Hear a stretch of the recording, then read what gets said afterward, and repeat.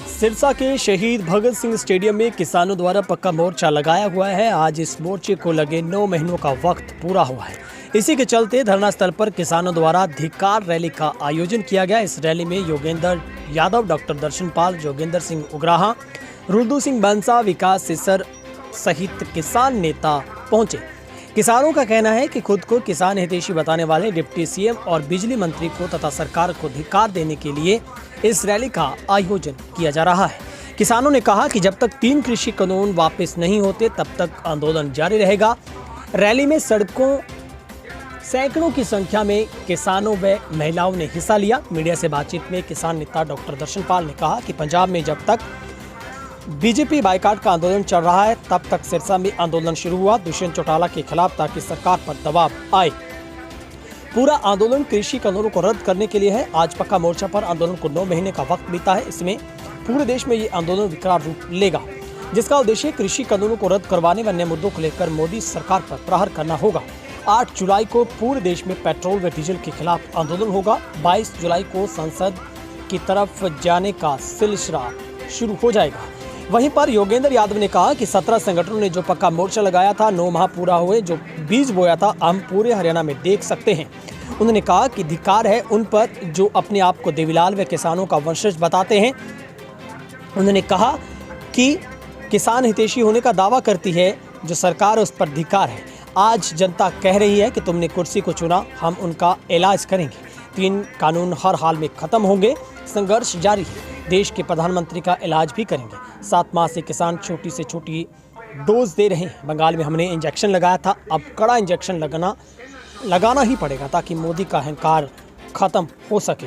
दरअसल सिरसा में आज सैकड़ों की संख्या में किसानों ने हिस्सा लिया। सिरसा के शहीद भगत सिंह स्टेडियम में किसान धिक्कार रैली का आयोजन किया गया, जिसमें बड़ी संख्या में जो किसान है वो शामिल हुए। क्या कुछ कहना है नेताओं का इस मौके पर, आइए सुनते हैं। सिरसा में एक आंदोलन जेजेपी के यहाँ दुष्यंत चौटाला है, उनके ऊपर प्रेशर डाला जाए सरकार से हटने के लिए।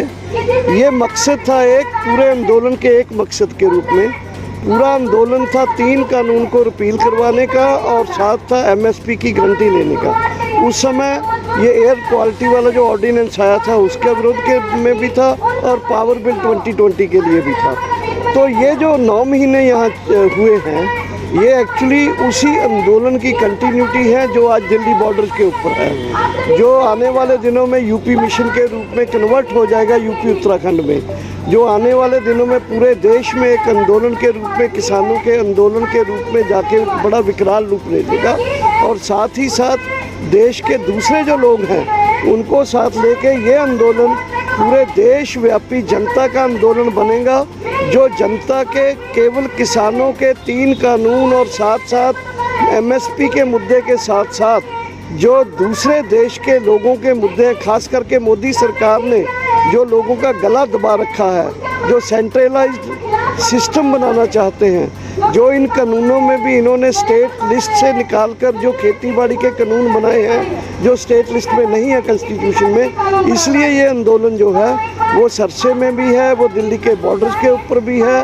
वो पिछले दिनों गवर्नर्स को पूरे देश के याद पत्र दिए गए राष्ट्रपति के नाम, और आने वाले दिनों में कल 8 तारीख को परसों पूरे देश में डीजल और पेट्रोल और गैस की कीमतें जो बढ़ रही हैं उसको लेकर पूरे देश में लोग जो व्हीकल अपने ट्रैक्टर, ट्रक, बस, मोटरसाइकिल, हर चीज़ को लेकर, कारें लेकर रोड्स के ऊपर आएंगे और रोड्स के ऊपर अपना गाड़ियां खड़ी करेंगे और पूरे देश में ये प्रोटेस्ट होगा। और 22 तारीख से हम पार्लियामेंट की तरफ जो लगातार मार्च करने का प्लान किए हैं, उसमें हर संगठन से 5-6 लोग जाएंगे, 200 के करीब लोग डेली जाया करेंगे जब तक ये पार्लियामेंट सेशन रहेगा।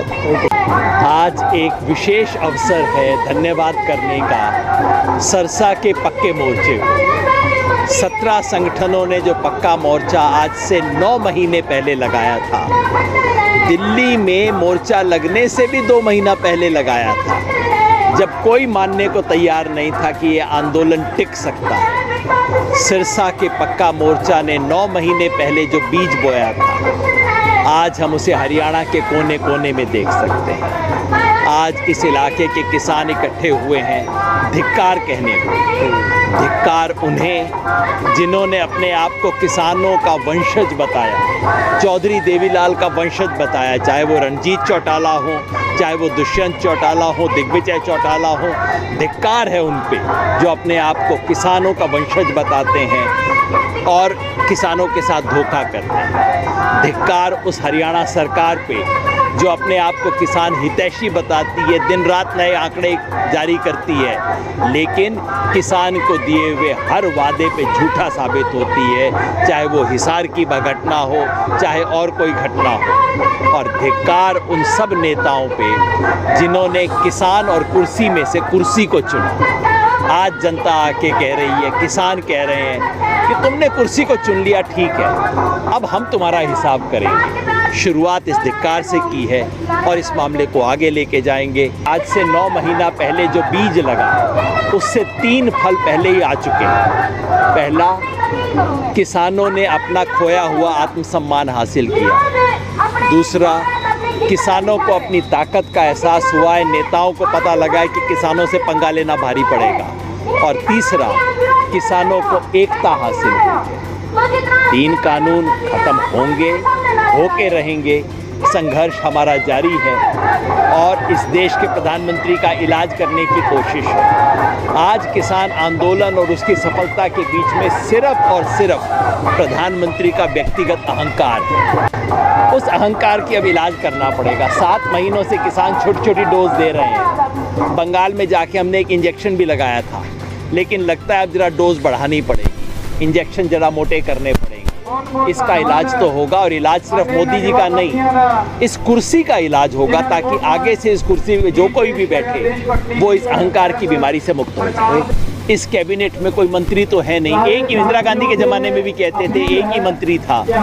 इस कैबिनेट में भी सिर्फ एक ही मंत्री है और वही फैसला ले रहा है, बाकी किसी की कोई हैसियत नहीं है। इसलिए एक आदमी का अहंकार इस वक्त किसान आंदोलन की बात माने जाने के रास्ते में है। कानून वैसे तो मर गए हैं, लेकिन अब डेथ सर्टिफिकेट नहीं दे रहे हैं क्योंकि मोदी जी का अहंकार बीच में आया हुआ है और किसान आंदोलन ने तय किया है कि ये भी हम लेके रहेंगे।